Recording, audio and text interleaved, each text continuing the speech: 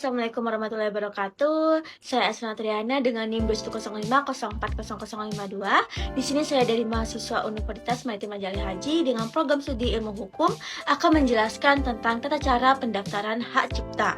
Sebelum itu, untuk memenuhi tugas mata kuliah hak kekayaan intelektual dengan dosen pengampu Ibu Lia Nuraini SHMH. Sebelum itu saya akan menjelaskan tentang apa sih itu hak kekayaan intelektual, hak cipta, dan akan menjelaskan tentang pendaftaran, bagaimana cara pendaftaran hak ciptanya tersebut. Yang pertama itu kita akan membahas tentang kekayaan intelektual. Kekayaan intelektual ini adalah berperan aktif dalam memberikan perlindungan hukum atas kepemilikan karya intelektual yang bersifat komunal maupun personal yang merupakan basis pengembangan ekonomi kreatif.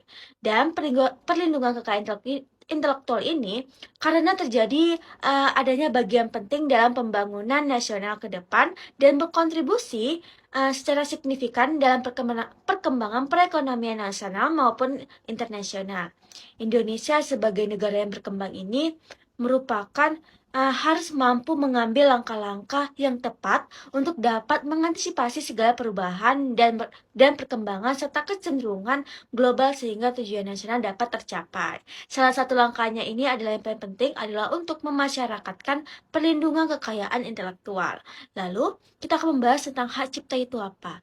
Bagian hak cipta ini merupakan hak cipta itu adalah hak eksklusif pencipta yang timbul secara otomatis setelah karyanya itu dipublikasikan. Itu terdapat pada Undang-Undang Nomor 28 Tahun 2014 tentang Cipta. Dan yang dimaksud dengan hak eksklusif itu ada dua. Yang pertama itu tentang hak moral dan hak ekonomi. Yang pertama kita akan membahas dulu tentang hak moral.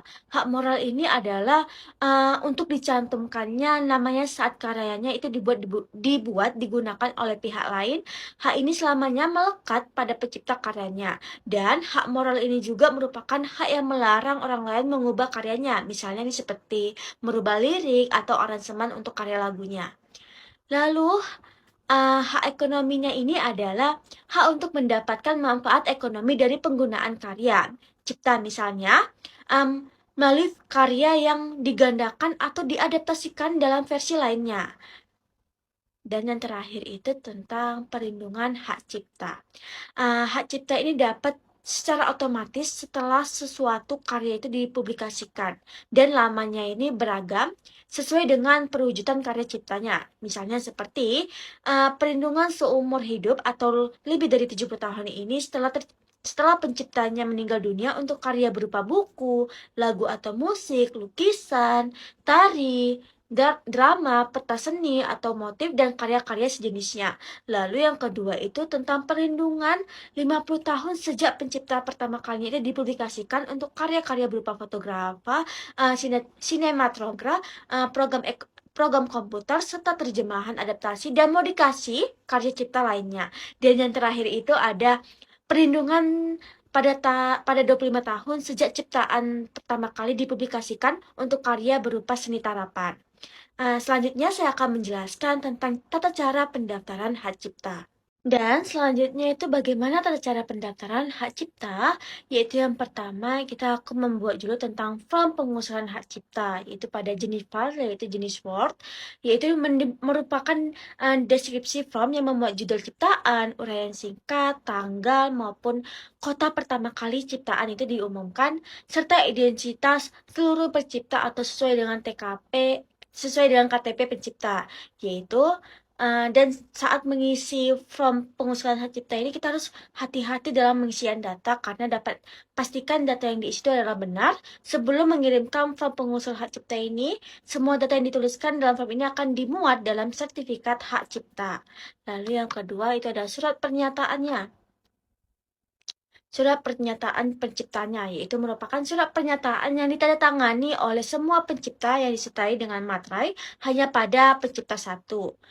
Dan yang ketiga itu tentang surat pernyataan Kepala LPPM Umrah merupakan surat pernyataan yang ditandatangani oleh Kepala LPPM Umrah sebagaimana perwakilan Universitas Maritim Majali Haji selaku pemegang hak cipta.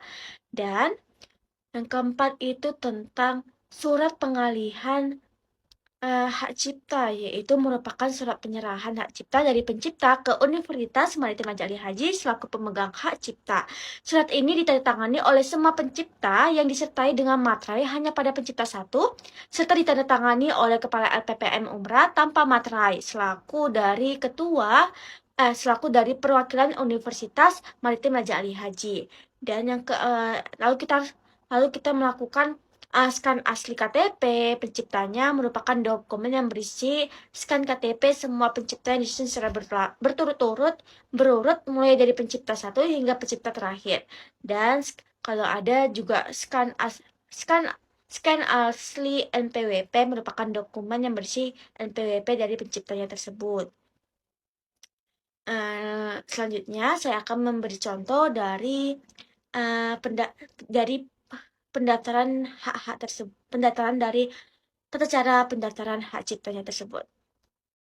Nah, ini merupakan form pengusulan dari hak cipta, yaitu berupa judul ciptaan, yaitu bagaimana judul ciptaan ini dibuat oleh contohnya seperti karakter seorang expert dalam memecahkan masalah, dan uraian singkat dari ciptaan tersebut, yaitu tanggal pertama kali umumkan dan kota pertama kali diumumkan itu pada di mana, terus pada identitas pencipta satunya itu harus diisi dengan nama pencipta, dari emailnya, nomor telepon, dan alamat lengkap dari si penciptanya tersebut, provinsi, kabupaten, dan kecamatan, dan maupun dari kode kode posnya. Dan juga ada identitas penciptanya.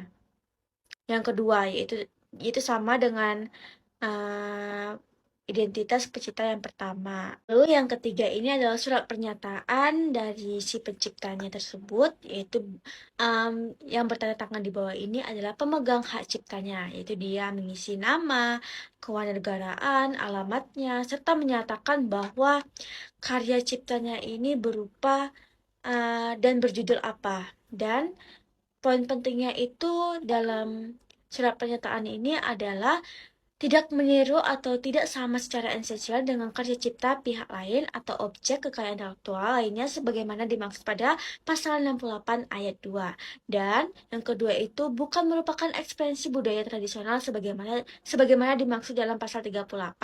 Dan yang ketiga merupakan ciptaan yang tidak diketahui penciptanya sebagaimana dimaksud dalam pasal 39, bukan merupakan hasil karya yang tidak dilindungi hak cipta sebagaimana dimaksud pada pasal 41 dan 42, dan bukan merupakan ciptaan seni lukis yang berupa logo atau tanda pembedaan digunakan sebagaimana merek dan pertanggungan barang atau jasa yang digunakan sebagai lambang organisasi, badan usaha ataupun badan hukum sebagaimana dimaksud pada pasal 65. Dan yang terakhir itu bukan merupakan ciptaan yang melanggar uh, norma agama, norma susila, ketertiban umum, pertahanan dan keamanan negara, atau melanggar peraturan perundang-undangan sebagaimana dimaksud pada pasal 47 ayat 1 huruf D Undang-Undang Nomor 28 Tahun 2014 tentang Hak Cipta. Dan yang kedua itu sebagai pemohon mempunyai kewajiban untuk menyimpan asli contoh ciptaan dimemohonkan dan harus memberikan apabila dibutuhkan untuk kepentingan penyelesaian sengketa secara perdata maupun pidana dengan ketentuan perundang-undangan. Dan karya cipta yang saya dimaukan pada angka 1 tersebut tidak pernah atau tidak sedang dalam sengketa pidana atau sengketa perdata di pengadilan. Lalu dalam ketentuan sebagaimana dimaksud angka 1 dan angka 3 tersebut, jika dilanggar, maka dia harus mengisikan atau sukarela bahwa yang pertama itu pemohon karya cipta yang diajukan dianggap ditarik kembali, atau karya cipta yang telah terdaftar dalam daftar umum ciptaan Direktorat Hak Cipta atau Direktorat Jenderal Hak Cipta, Kekayaan Intelektual, Kementerian Hukum dan Hak Asasi Manusia Republik Indonesia dihapuskan sesuai dengan ketentuan perundang-undangan yang berlaku. Dan yang terakhir itu tentang dalam hal kepemilikan hak cipta dimohonkan secara elektronik sedang dalam perkara dan atau sedang dalam gugatan di pengadilan, maka status kepemilikan tersebut pencatatan elektronik tersebut ditangguhkan menunggu putusan pengadilan yang berkekuatan hukum tetap. Dan yang terakhir itu penciptanya menandatangani dengan materai 10.000. Dan selanjutnya saya akan menjelaskan tentang surat pernyataan juga, tetapi pada tanda tangan ini ditandatangani oleh Kepala LPPM Universitas Maritim Raja Ali Haji, bukan sebagai penciptanya lagi karena dan isinya ini merupakan yang sama seperti surat pernyataan dari si penciptanya.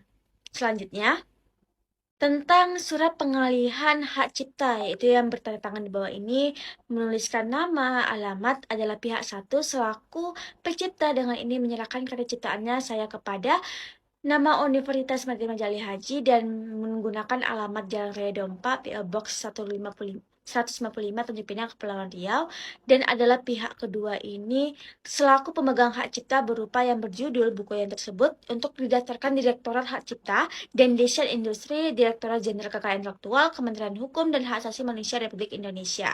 Demikianlah surat pengalihan ini kami buat agar dapat dipergunakan sebagaimana mestinya, yaitu ditandatangani oleh pencipta dengan materai 10.000 dan juga kepada Kepala PPM Umrah.